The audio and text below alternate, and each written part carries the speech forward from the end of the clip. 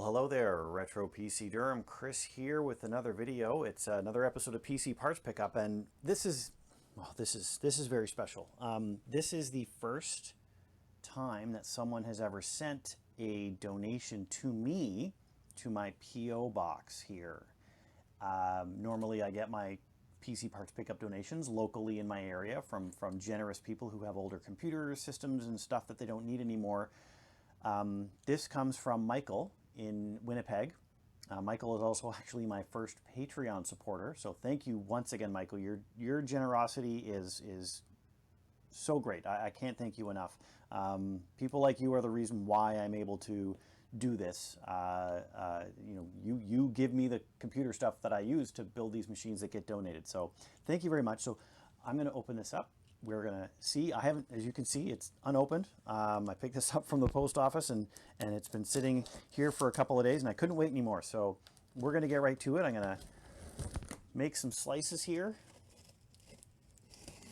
and we're going to open it up and we're going to see what Michael has brought, what bounty has been laid upon us.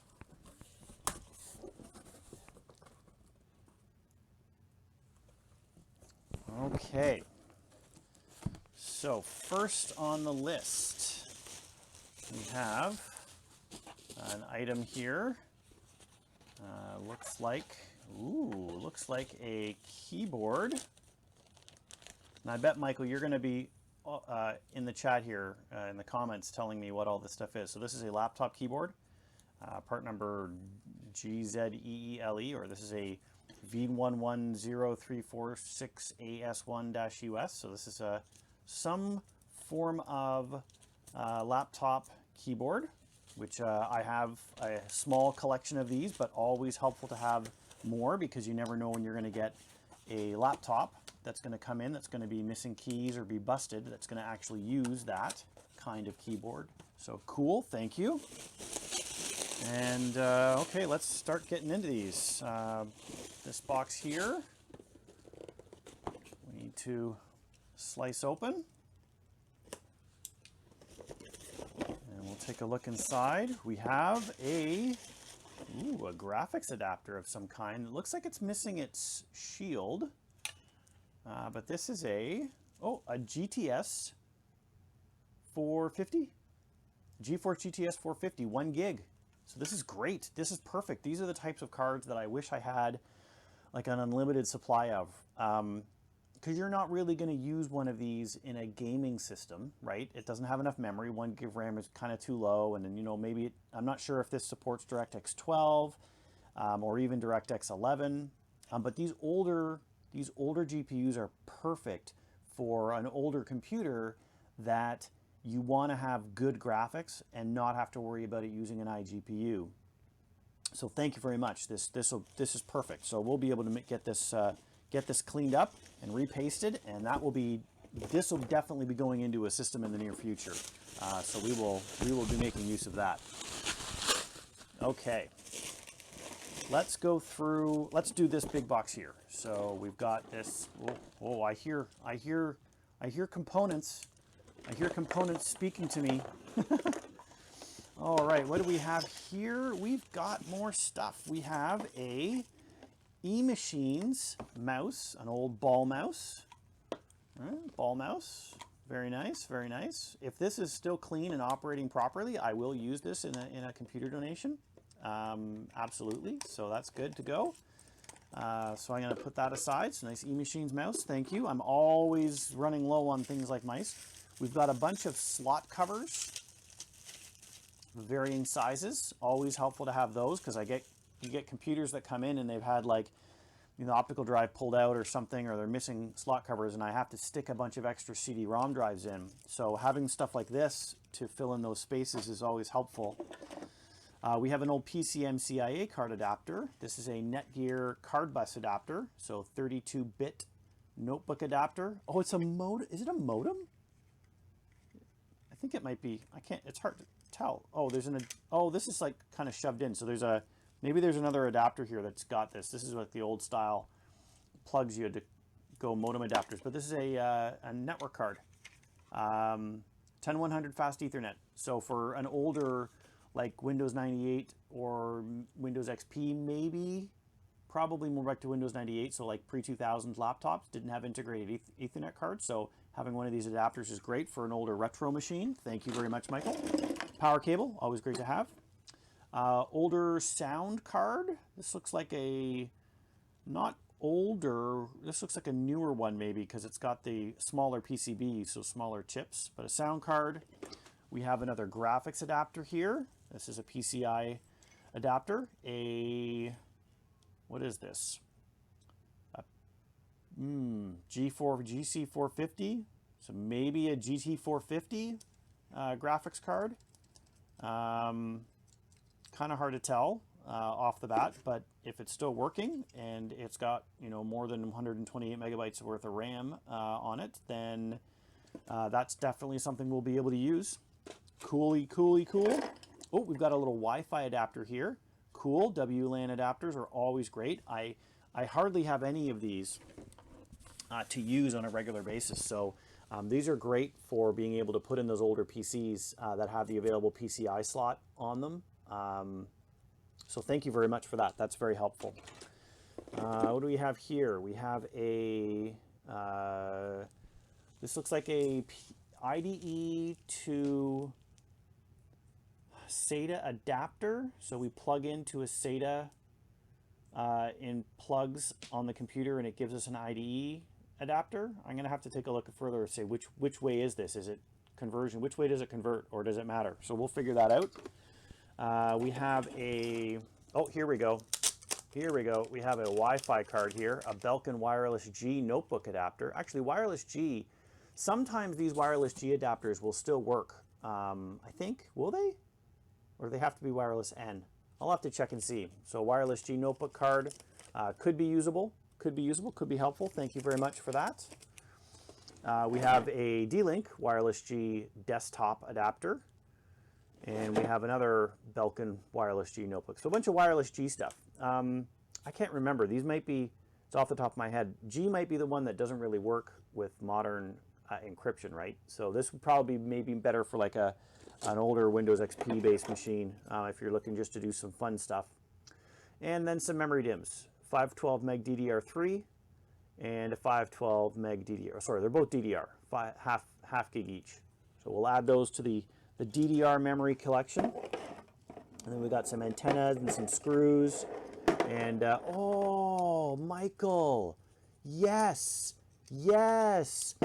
I am always needing these. You get these tower cases that have these slot cover adapters on them, and when these are missing, you can't actually secure the PCI cards on them very well. So these are great. Yeah, these two right here, I'm definitely gonna, oh, thank you, Michael. These are perfect. I'm so happy you sent me these. Okay, next box. We've got here, what's inside this one? Oh, is it a motherboard? Yes, it is. We have here an Asus AM1M-A motherboard. So this has got a DDR3 memory, a USB 3, PCI slots. Very nice, very nice. And this is an AM, I'm guessing this is an AM3 board? I don't know if we've got the trick for removing the heatsink. I'm not going to fuss with right now, but I think this is an AM3 board. So this has probably got some kind of maybe FX CPU on it, possibly, I'm going to guess. But that's good, because this will be like a dual core, maybe a quad core processor. And we can definitely use that for a Windows 10 machine. And I get that GTS 450 working in it. And I've got lots of DDR3 memory, so that will work fine. Okay, now let's do these three here, these three smaller boxes, and see what's in them. So we have another one to cut open here. We've got some CPU. Oh my goodness, Michael, the CPU collection. So sent me some stickers here, and there's a whole family of CPUs here. Core, an Intel Xeon, X5472, nice. A Pentium dual core E5300, a LGA 478 Celeron processor, a Xeon 5472. Those are X56, I think. We have a Pentium 4 640. I don't think I've ever had a 640 processor. We have an 805 Pentium 4. So it's one of the last ones to get made. A Pentium 4 524, an i5 3470. Nice, thank you. Pentium G850. That's another great processor for like a general business computer. We have a laptop processor here. I can't quite tell which one that is, but it's from O2. So it's one of the older Pentium 4 of the mobile 478 processor. And then we've got two AMD processors here. We've got an Athlon 64X2, and this looks to be a, oh, it's hard to tell sometimes with the coding on here what model it is. I can't quite tell which one it is. And then we've got a Phenom processor here as well, 8450 Phenom processor. If that's the right one, that's a quad core. We're going to have to work on some of the pins on these that might be a little bit bent. But that's cool, thank you. A bunch of like dual core, quad core processors. I may have some boards to match up with some of these, so that's always great to have some CPUs to work with. All right, next up, we will open up the next box, and we've got some adapters here. We've got a SATA, looks like SATA adapter here, and this guy is another one. Yeah, another SATA, external SATA adapters. Oh, there's internal plugs too. Okay, cool. So that could be helpful for maybe if I got a system where I want to add some additional hard drives to it, or if for some reason the SATA controllers on board aren't working properly. These are definitely helpful. So good to have those too. And next up, we've got this box here. It's got a tiny bit of weight to it. So maybe this is a box of either more processors or maybe memory. Oh, it is. It's the box of memory DIMMs. Thank you very much. So we've got lots of memory DIMMs in here. We've got 2 gig DDR2, some 256 DDR memory, 512 DDR, 512 DDR. All right, bunch of DDR memory there. DDR memory, DDR2. What is that? Is that another 512? Another 512. We've got some. There's a SODIMM to DIMM adapters. These are kind of cool. SODIMM to DIMM adapters. Could be interesting to convert some stuff there. We've got some gamer memory, PC2 8500, two 2 gig sticks. Oh, that's awesome. Michael, thank you very much. These are great. I think I've got a couple boards that only have 2 DIMM slots on them, and being able to run Windows with 2 gigs sucks. So having 2 gig DIMMs in DDR2 is actually really helpful. So thank you for those. I'll definitely be able to make use of those. We've got another, what is this, a 1 gig DIMM DDR2, a 2 gig. Yes, a 2 gig DDR2, so another one of those, always helpful to have, as I mentioned. And then some SODIMMs, so 512, a 512, a 1 gig DDR2, and a blank here, which is this is a DDR2, maybe it's the same, could be the same sticker on here, so this is the other pair for a total of 4 gig on a laptop. Very good. Thank you, Michael, for the memory. Thank you, Michael, for the memories. Love it. CPU and memories. And then we're going to go into the last box here. Last box, tape. This is a little bit weighty. So is this one maybe some hard drives? Could it be? No, it is not hard drives. It is some more it is some more graphics cards. So we have an NVIDIA Quadro. Quadro is the professional series of graphics. So this is a Quadro FX 4600. It's an older card, sir, but it still checks out. Excellent, excellent. Okay, perfect. That's good. And I know this one. I know this one very well. The GTS 8800. Great card. Great card. Still has support for Windows 10. It's only 320 megabytes, so it's not a gamer card anymore. But this is a great card. You can undervolt it and underclock it, so it runs nice and cool and quiet in an older system, and will still give great Windows desktop performance.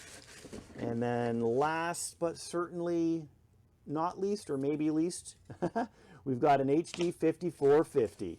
Yeah, maybe least. A very low-end card from ATI, but still perfectly acceptable. It's low profile, so we might be able to use that in a low profile case in the future. Perfect. Yeah. Well, wow, Michael, I gotta say, thank you very much. Like this is great. I really appreciate this. Pretty much everything that you've donated to me here is something that I'm going to be able to use in a build. So there's probably no way I'm going to be able to thank you every single time that I use one of the components, because it'll be like every video for the next year. So I want to thank you right now for your generosity. I really appreciate it. I really appreciate everyone that donates for me to do this for the channel. This is a passion of mine, and you're helping me live it out. As always, I hope you're staying safe and healthy. We'll catch you in the next one. Get a double thumbs for this one, Michael. Double thumbs.